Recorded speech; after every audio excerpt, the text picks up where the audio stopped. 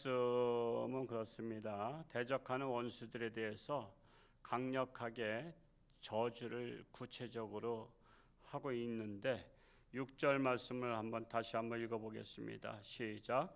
악인이 그를 다스리게 하시며 사탄이 그의 오른쪽에 서게 하소서. 자, 악인을 심판하는 도구로 다른 악인을 사용하게 해달라는 요청의 기도입니다. 이러한 다윗의 저주대로 다윗을 공격했던 사울, 다윗이 절대로 죽일 수 있는 기회가 있지만은 본인이 죽이지 않았어요. 하나님께 맡겼어요. 그리고 하나님께 맡기면서 그를 심판해 달라고 하면서 다른 악인을 통해서 심판해 달라고. 하나님은 그래서 다윗에 의해서 사울 왕이 죽지 아니하고 누구에 의해서 죽었어요? 엉뚱한 블레셋 나라에 의해서 온 아들들과 함께 다 죽음을 당했어요. 만약에 다윗이 죽였다 그러면 어떤 소문이 날까요? 죽일 수 있는 기회가 돼서 죽였다 그러면요, 이랬든 저랬든 사울 왕은 다윗에게 어떤 관계야? 장인이잖아. 그러면 여러분, 아무리 장인이 잘못했다고 해서 장인을 죽였다 그러면 그가 소문이 어떻게 나겠어요? 부모 죽인 자식이라고 그럴 거 아니에요. 아버지를 죽인 자식, 장인도 아버지인데. 그래서 그는 자기를, 물론 사이를 죽이는 것도 잘못했지만 사울 왕은 사이를 죽인다고 칠지라도 다윗은 나는 장인을 죽이지 않겠다는 거예요. 그리고 그 하나님께 맡기겠다는 것입니다. 그랬더니 블레셋에 의해서 다 멸하게 됐어요. 그래서 다윗은요, 그러고도 다 장례식을 또 잘 치러줬어. 장례식을 잘 치러주고 누군가가, 젊은이가 상을 받으려고 내가 사울 왕이 그때 막 저기 할 때 내가 죽였습니다라고 사울 왕의 칼을 가지고 왔어, 증거물로. 그랬더니 어떻게 했어? 그놈을 죽였어. 왜? 네가 기름 부음 받은 종을 죽였느냐? 감히 네가 죽였느냐 하면서 죽였어. 그러니까 다윗은 자기 장인이 자기를 죽이려고 했어도 죽이지 않았구나, 이런 것들이 증명되었다는 사실입니다. 뿐만 아니라 악인은 사탄이 그의 오른쪽에 서게 하소서라는 것은 법정에서 말할 때 오른쪽에서 고발하게 하는 거예요. 이게 무슨 말이냐면, 악인은 사탄이 도와줄 것 같지만 사탄은 이용하고 그를 나중에는 심판대 증인 앞에 서게 합니다. 악인은 내 편이 아닌 거예요. 악한 짓을 한 사람이 악인이 자기 편인 것 같지만 이용하고 이용 가치가 없으면 폐기물처럼 버리는 게 악인의 특징이에요. 여러분, 그런 것들 보죠. 악한 자들은요, 가만히 보면 이용하다가 나중에는 다 없애버려요. 김일성, 우리 남로당에, 우리 남한에서 이렇게 한 10만 명을 이렇게 만들어 가지고 전쟁 일으키면 우리나라를 적화 통일시키려고 했던 박헌영 같은 경우도요, 그 일대기를 읽어보니까 박헌영은 김일성이가 이용을 했고, 박헌영은 굉장히 많은 악한 짓을 많이 했어요. 이 남로당이 얼마나 무고한 사람들을 많이 죽였어. 근데 결국은 자기도 김일성에 의해서 죽임을 당해 감옥에 가서 또 미군의 앞잡이라고 하면서 감옥에 있는데 계속 어떻게 죽이냐 하면은 정말 끔찍해. 그냥 감옥에 가둔 상태에서 맹견을 풀어가지고 맹견이 뜯어먹게 해. 그래서 결국은 비참하게 죽음을 당해. 악인은요, 악인을 끝까지 책임지지 않아. 이용하다가 이용 가치가 없으면 폐기 처분시키는 거야. 그러니까 여러분, 이 사람들을 도울 때요, 악한 사람을 도우면 그 사람이 나를 책임질 것 같지만 그 사람은 나를 이용할 때만 책임져. 그러다가 이용 가치가 없으면 그때는 나를 버려. 그래서 여러분, 악인과 동행하는 게 아니에요. 근데 하나님은 달라요. 하나님은 물론 이용하신다는 말이 표현이 그렇지만은 하나님께 충성하는 자는 끝까지 책임을 지셔. 언제까지 책임지냐? 자손 1000대까지 책임지신 하나님이셔. 그러니까 우리는 정말 하나님을 끝까지 붙잡아야 된다는 사실입니다. 7절 말씀을 읽어볼까요? 시작. 그가 심판을 받을 때에 죄인이 되어 나오게 하시며 그의 기도가 죄로 변하게 하시며. 악인이 심판받을 때 궁율 없는 형벌을 받게 해달라는 요청인데, 결국 악인은 심판받을 때 죄인으로 심판받게 되는데 악인의 기도가 죄가 된다는 거예요. 결국 악한 자의 기도는 하나님께 상달되지 못하고 악한 자의 기도는 허공에서 메아리에 불과하다라고 말하고 있는 것입니다. 악인들의 기도는 헛된 기도다라는 거예요. 발락이 발람을 선지자를 통해서 그랬죠. 이스라엘을 저주하게 해달라고. 근데 저주가 되는 게 악인이 기도하는 것은 임하는 것이 아닙니다. 그래서 결국은 발락이 발람 선지자를 통해서 이스라엘을 저주하게 했지만 자기가 결국 망하게 되는 겁니다. 악인은 스스로 망하게 되는 거예요. 8절 말씀을 읽어보겠습니다. 시작. 그의 연수를 짧게 하시며 그의 직분을 타인이 빼앗게 하시며. 악인은 장기 집권이 어렵다는 거예요. 결국 허무하게 끝난다. 그래서 인생은 헛되고 헛되도다라고 말하는 것입니다. 중국에서 가장 악한 황제 그러면 어떤 황제 손꼽고 있어요? 진시 황제라 그랬죠. 진시 황제에 대해서 아마 교과서에서 배운 것 중에 하나는 책을 다 말살정책을 써서 분서갱유라고 하죠. 그 책을 다 불살라 버렸어. 그래서 모든 책을 해서 사람을 무식하게 만드는 거야. 여러분, 악한 자들의 정치는요, 국민들을 무식하게 만드는 거야. 무식해야만이 대들질 않아. 똑똑하면은 순종 안 하거든요. 여러분, 이런 틀에서 보면요, 우리나라가 공부를 잘하는 것을 원해요? 잘하지 않는 것을 원해요? 여러분, 우리나라는 학교가 지금 서울대도 없애려고 했던 거잖아요. 세종시로다. 그럼 지방대에 되는 거예요. 우리나라는 공부를 잘하는 정책이 아니에요 지금. 그래서 공부 잘해서 1등 했다 그러면은 그 사람에 대해서 칭찬을 하게 해요? 칭찬하지 못하게 해요? 칭찬하면은 인권에 해당돼. 인권에.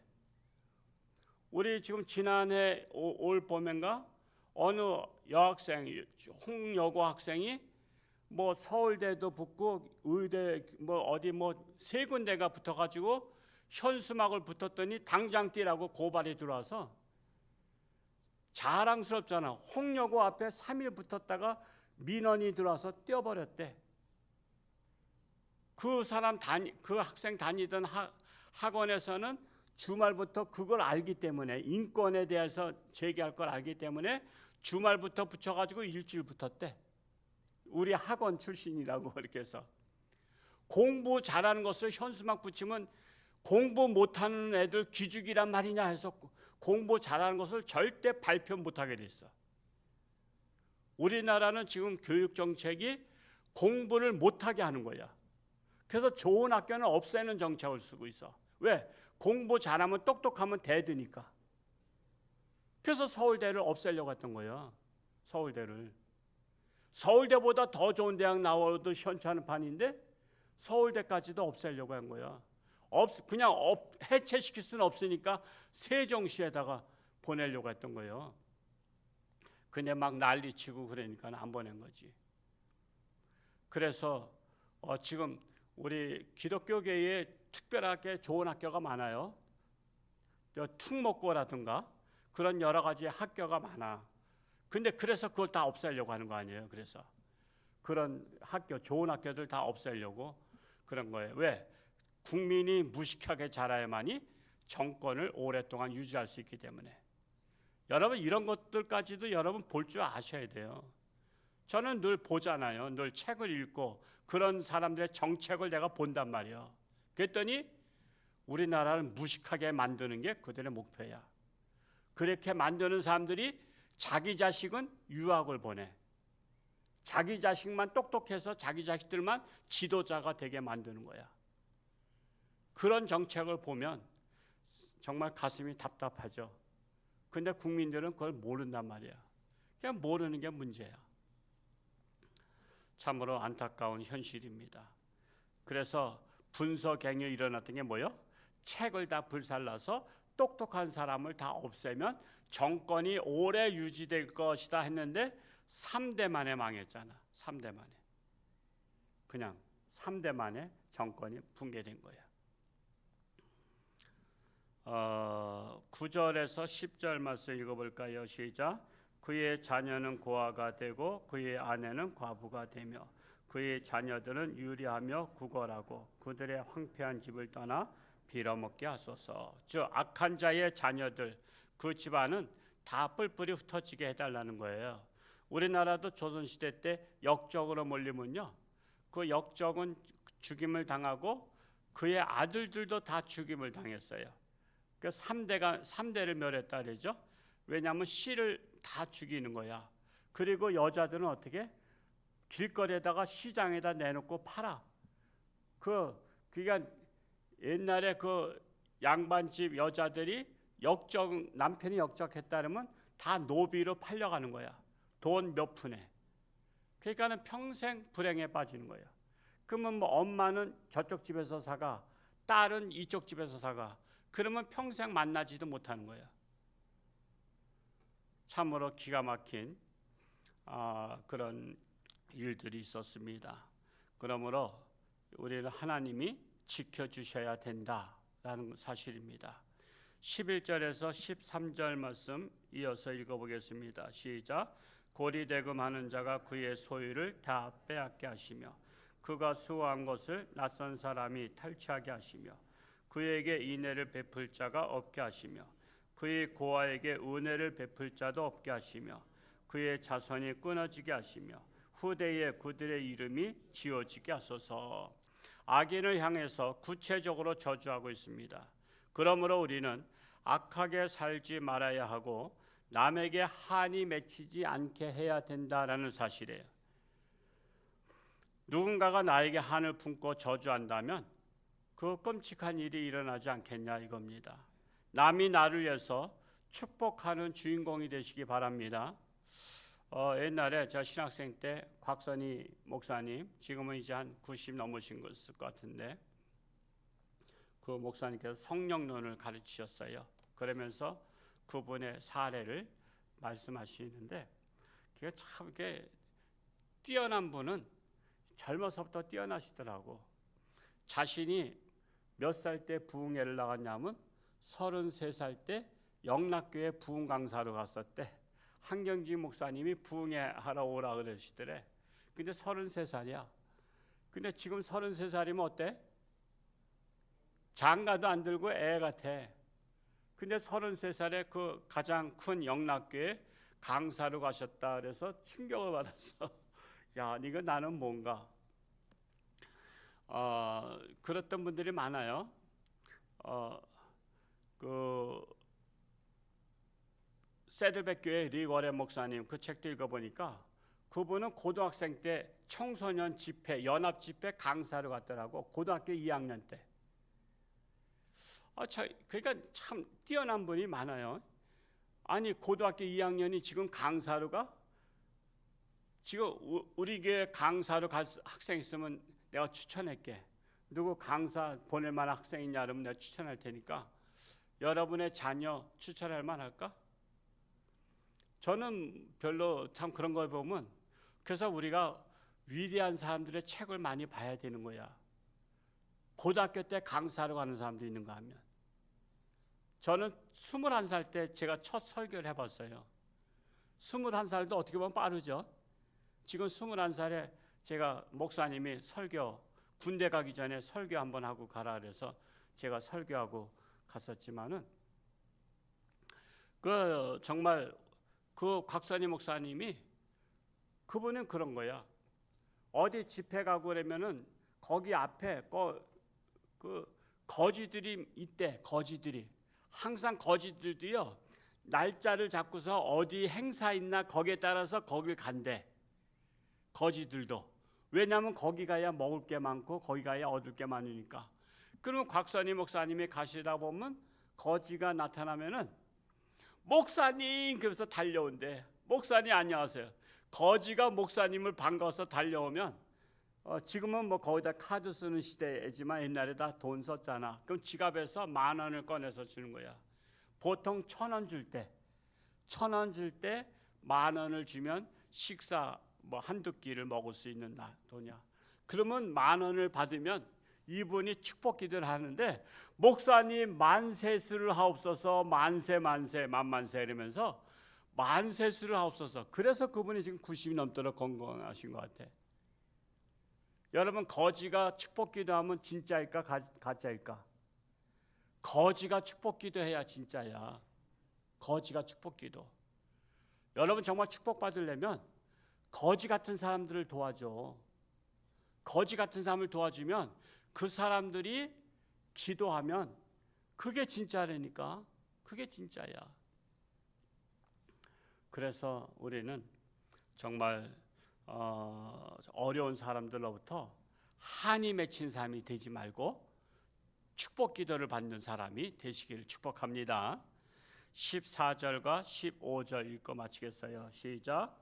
여호와는 그의 조상들의 죄악을 기억하시며 그의 어머니의 죄를 지워버리지 마시고 그 죄악을 항상 여호와 앞에 있게 하사 그들의 기억을 땅에서 끊으소서 그랬습니다. 즉 악인의 조상들의 죄악을 기억해 달라는 것입니다. 조상과 후손은 한 뿌리인 거 아시죠? 여러분 DNA는요 조상이나 후손이나 그대로 피를 물려받아. 여러분 피는 변형이 없어요. 그래서 여러분 자식인지 아닌지 자식을 잃어버렸다가 머리카락만 가지고도 DNA 검사한다 그러죠? 그러면은 어떻게 나와? 99.999가 나와. 99.99. 그래서 어떤 사람들이 젊은 사람들이 사업가들이 이렇게 불장난해가지고 자식을 낳는데 내 자식 아니라 그런 거야. 왜? 사회적인 체면도 있고 막 그러니까 자식이 아니라 그러니까는 DNA 검사하자고 하는 거야. 그래서 법적으로다가 꼼짝없이 DNA 검사했더니 99.99가 나오는 거예요. 피는요. 그래서 그 조상의 그 자손의 피요. 그래서 조상이 악하면 자손도 악해. 저도 그래서 우리 조상을 연구 많이 했다니까. 제 조상은 이성계 할아버지, 이방원 할아버지. 이방원 할아버지가 참 사람 많이 죽였어. 처남들도 다 죽여버리고 많은 사람 죽였어. 그 피가 흘러. 그 피가 흐르는 집안이야. 그래서 여러분 책 중에 가게 흐르는 저주를 끊어야 산다라는 책도 있잖아요. 그래서 내 가게 흐르는 저주를 내 대에서 끊어버리는 거야 이제. 여러분 물줄기가 중간에 잘라버리면 이어지지 않는 것처럼 내 가게 흐르는 저주를 내 대에서 끊어버리고 내 대에서 뭐가 되는 거야? 믿음의 조상 아브라함처럼 되는 거야. 그런 믿음의 조상 아브라함처럼 되면 내 자자손손은 믿음의 자손이 되고 아브라함의 자손이 되고 축복의 자손이 되는 거야. 여러분의 집안에 흐르는 그 저주를 여러분 대에서 끊어버리시기 바랍니다. 그리고 이제 축복이 흐르는 믿음의 조상 아브라함이 되시기 바랍니다. 그래서 정말 자손들이 우리 조상의 역사를 쓸 때 우리 권사님, 우리 할아버지 장로님일 때, 안수집사님일 때 그때부터 우리 집안은 축복을 받기 시작했다라는 사실, 그런 것들을 여러분 그래도 한번 일대기를 나름대로 정리해서 여러분 후손들한테 바라는 바들을 여러분 이어질 수 있기를 바랍니다. 오늘 하루도 하나님과 동행하며 승리할 수 있기를 축복합니다. 우리 착한 사람 찾기 1,400명인데 이제 이번 주에 들어와서는 이제 소강 상태로 왔어요. 하루에 한 2-3명씩 되는데 지금 어제까지 868명이 동참했고 136명을 찾고 있어요. 저는 우리 교인들만 다 해도 136명은 돼. 솔직히 우리 교인들도 136명 이상이 안 하는 거야. 그러니까 착한 사람 되는 게 쉬운 건 아니야. 제가 한 달 내내 설교했어도 마이동풍이라고 하죠. 뭐 목사님 아무리 떠들어라 나는 동참 안 한다. 관심 없다. 그런 사람이 136명이 넘어 우리 교회도. 저는 먼저 우리 교인들부터 착한 사람 되기를 원해. 뭐 제가 여러분 돈을 뺏으려고 하는 것도 아니잖아. 내가 갖는다면 뺏는 거지만 그것도 아니잖아. 내가 우리 교인부터 착한 사람 되고 여러분의 가족부터 착한 사람 되고 우리 홍천에 많은 착한 사람이 나왔으면 좋겠어요. 그게 바로 복받는 비결이잖아. 그래서 이 운동을 하고 있는데 우리가 끝까지 정말 여러분이 알고 있는 분들을 잘 찾아서 착한 사람 만들 수 있는 주인공 되시기를 축복합니다. 오늘도 주님 안에서 승리할 수 있기를 축복합니다. 할렐루야. 고맙고 감사하신 아버지 하나님, 이제 아동부 여름 성경학교도 은혜 가운데 잘 마쳤습니다. 교사들의 수고가 헛되지 않게 해주옵시고 이제 다음 주 중고등부 수련회 하나님 함께 하시고 청소년 때에 하나님을 만나는 축복의 역사 일어나게 하여 주옵소서. 참으로 악인들이 득세하는 것 같지만 결국 악인들은 하나님의 심판을 받을 줄로 믿습니다. 그렇기 때문에 우리는 항상 착한 자로 선한 자로 하나님 편의 선자로 살기를 간절히 소원합니다. 우리 홍천중앙교회가 베네수엘라를 돕기 위해서 착한 사람 찾고 있습니다.